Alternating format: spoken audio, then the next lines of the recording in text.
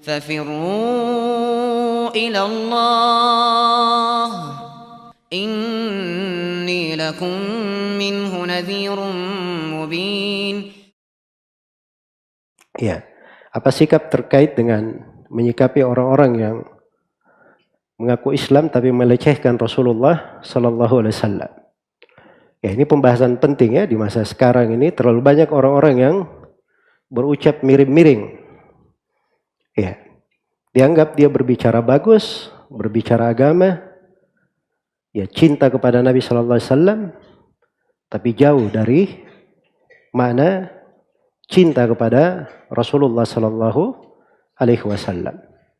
Ada sebagian manusia yang memperbandingkan antara Nabi Sallallahu Alaihi Wasallam dan sebagian kepala negara di Indonesia ini. Dan itu perbandingan tidak benar. Memperbandingkan itu kadang bentuk menghinakan namanya. Menghinakan. Karena itu dari bait syair yang berjalan di tengah para ulama, alam tara anna as-sayfa yanqusu qadruhu idza qila inna as-sayfa amdha minal asa. Bukankah engkau melihat bahwa pedang itu akan rendah kedudukannya kalau dikatakan bahwa pedang itu lebih tajam daripada tongkat? Iya atau tidak? Kalau kita bilang pedang, saya ke sana bawa pedang. Ya, orang ngeri. Oh, ini pedangnya luar biasa, pedang. Tapi tunggu ya, saya bawa nanti pedang yang lebih tajam dari tongkat. Pedang apa pula ini? Diperbandingkan dengan tongkat, itu menurunkan kadar pedang. Jelas ya? Jadi jangan menganggap bahwa menghinakan itu, merendahkan, itu hanya dalam bentuk dia berkata kamu hina, kamu rendah, dan seterusnya. Ada uslub-uslub yang dianggap menghinakan dan merendahkan. Karena itu istihza, mengolok-ngolok, itu dibagi oleh para ulama di pembahasan tentang hukum murtad, orang-orang yang murtad. Karena bentuk kemurtadan itu banyak bentuknya. Salah satu bentuk kemurtadan adalah istihza, mengolok-ngolok terhadap Allah, terhadap Rasulnya, atau para nabi, atau terhadap agama. Dan istihza itu terbagi dua. Ada istihza dalam bentuk hal yang sarih, jelas, terang. Dia mengolok-ngolok, bahasanya terang. Dan ada bentuknya dalam bentuk kinayah. Iya, dalam bentuk kinayah. Dia pakai kata sindiran, walaupun dia mengolok-ngolok dalam bentuk kerdikan mata. Kedipan mata, atau dalam bentuk dia isyarat, misalnya dia kecilkan begini, atau bahasa merendahkan, itu semuanya dihitung pembatal keislaman. Hal-hal yang bisa membatalkan keislaman. Makanya jangan sembarangan berbicara, memberi perumpamaan-perumpamaan tentang Nabi Sallallahu Alaihi Wasallam. Sama dengan yang membahasakan Nabi di masa kecilnya, katanya sama dengan anak-anak yang lain. Ya, kadang tidak terurus, ya mungkin nyolong jambu juga. Ya. Ini orang kadang berbicara, sebagian manusia itu kadang dia berbicara akan sesuatu, dia ukur dengan pengalaman pribadinya. Mungkin dia punya pengalaman pribadi seperti itu. Ya, pergi dia bicara tentang sosok yang mulia. Allah itu berfirman kepada Nabi dalam Al-Quran bukan sembarangan.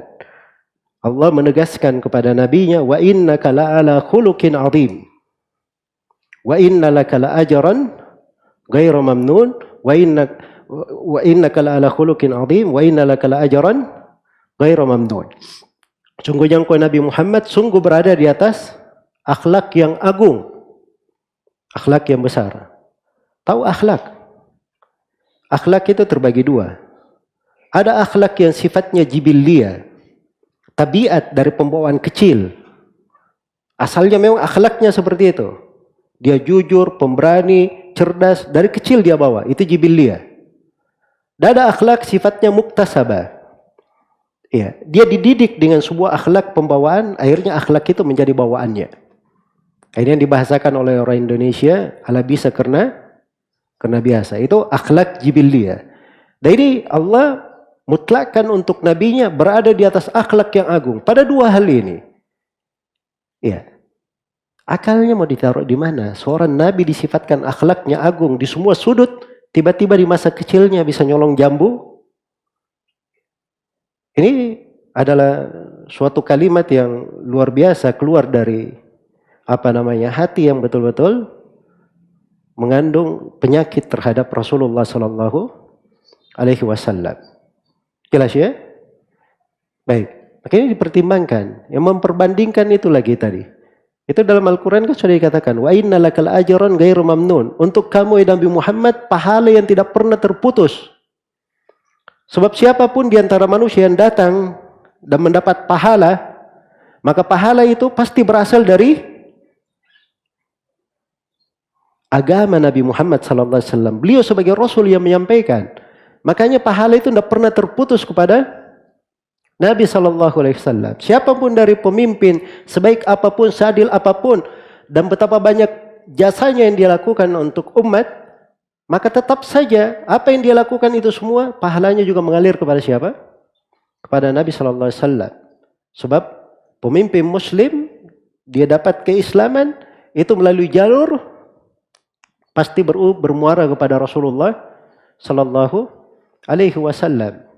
Iya. Tapi menjadi masalah di sini, kenapa kasus menghinakan, melecehkan ini banyak terjadi? Ini yang perlu kita bahas sebenarnya, agar supaya jangan terulang hal-hal yang seperti itu. Jelas ya?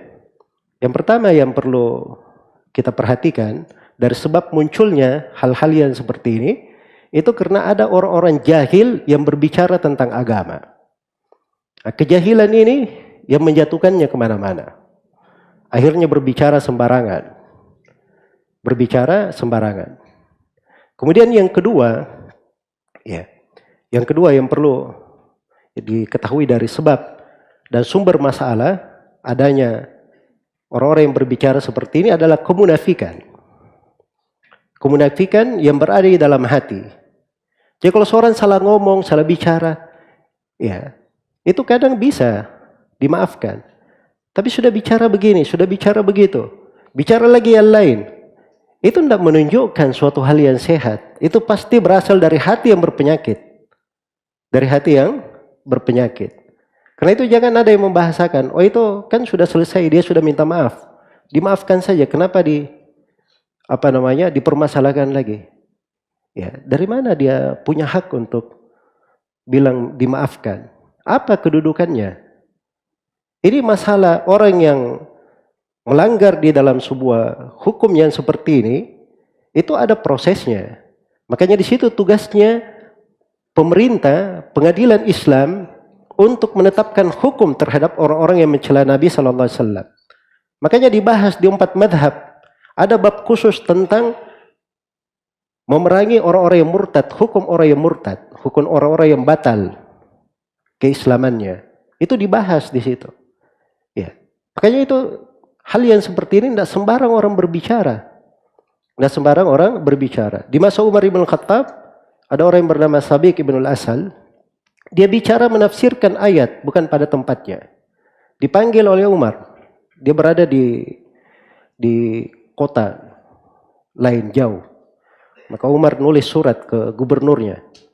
Kalau suratku sampai kepadamu, maka awal rombongan yang berangkat ke Madinah harus membawa orang itu. Membawa Sabiq bin Asal ini. Datang Sabiq bin Asal di hadapan Umar. Umar berkata, kan cambuk. Dicambuk dia. Sampai dia pingsan. Di penjara. Sampai sembuh lukanya. Didatangkan lagi ke depan Umar. Kata Umar, tukang cambuk. Dicambuk lagi sampai pingsan. Penjara. Sampai sembuh lukanya. Datangkan lagi depan Umar. Tukang cambuk. Cambuk lagi 3 kalinya. Sampai pingsan. Penjara, sembuh lukanya.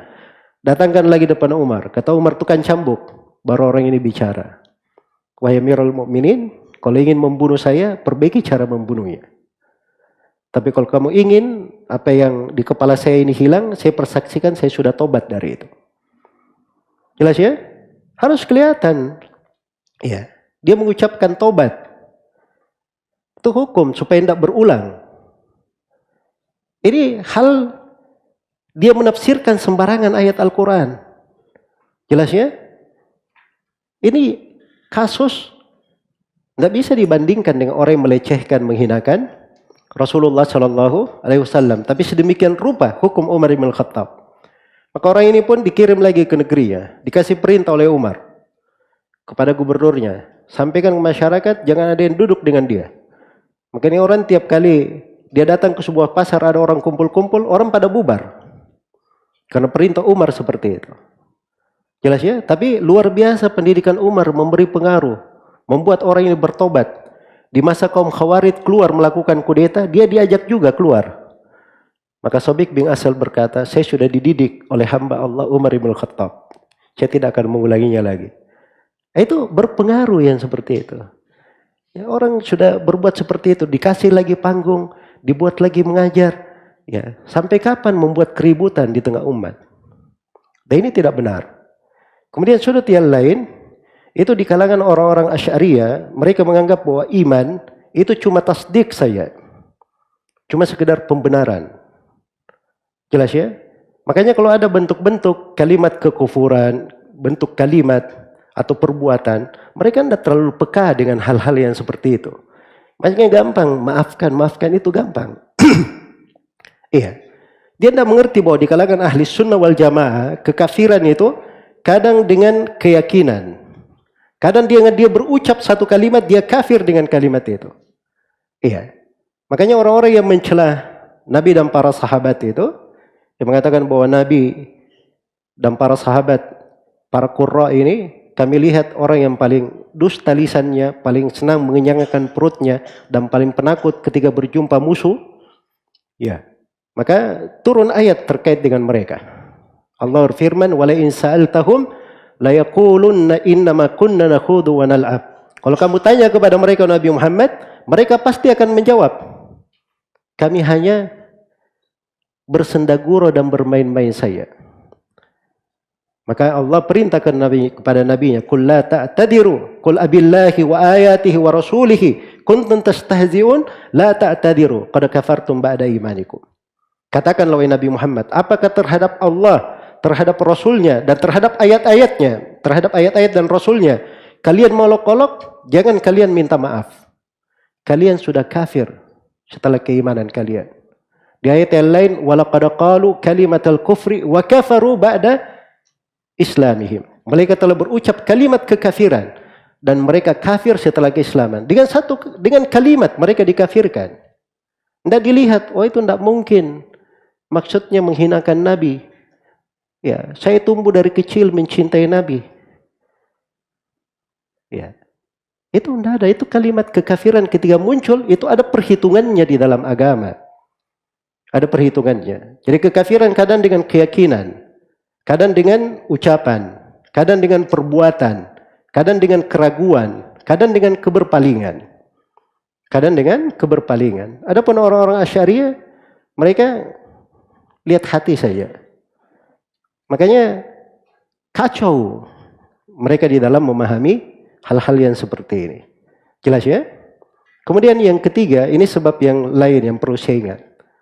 Terlalu gampang, terlalu senang guyon dan sendagurau kalau memberi pengajian.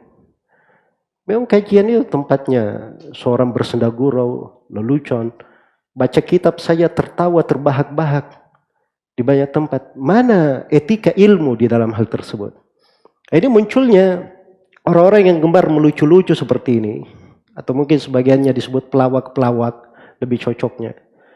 Ini merusak di tengah umat. Dan orang-orang yang seperti ini, itu tidak bisa mengontrol ucapan-ucapannya.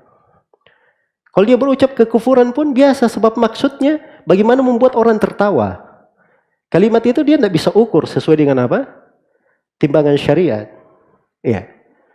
Seperti kejadian sebagian pelawak ya. Ini saya sebut betul pelawak karena di mana-mana melawak saya kerjanya. Ya. Ada proyek katanya pembangunan jembatan antara surga dan kontraktor, pengawas itu semuanya di neraka. Gimana caranya bisa mereka bangun jembatan? Naudzubillah ya. Surga, neraka jadikan bahan apa? Bahan lawakan. Itu istihza namanya, dengan pahala, dengan balasan. Itu bentuk dari kekufuran. Ya. Karena ingin tertawa, akhirnya berdusta atas nama Allah, atas nama Rasulnya. Dari mana dia dapat hal yang seperti itu? Maka ini dasar-dasar pokok ingin saya ingatkan supaya jangan sampai terulang. Dan kalau ada orang yang berbicara seperti itu bukan orang-orang yang layak kita mengambil ilmu darinya, mendengar pembicaraan-pembicaraan tentang agama. Ilmu itu alhamdulillah sudah jelas jalannya. Ada Al-Quran, ada sunnah Rasulullah SAW. Ilmu itu terwarisi dari masa Nabi SAW hingga hari ini. Iya. Semua pembahasan tafsir Al-Quran, hadits-hadits Rasulullah SAW itu teruraikan secara mendalam dan mendetail di dalam buku-buku para ulama. Ada. Kaji buku-buku itu. Bahas ilmu dengan benar. Itulah jalan yang menyelamatkan dari neraka, yang masukkan ke sorga, yang menciptakan keamanan di tengah manusia, membawa kebaikan di dalam kehidupan bermasyarakat dan bernegara. Semoga Allah Subhanahu wa taala memberi taufik kepada semuanya. Wallahu taala alam. Baik.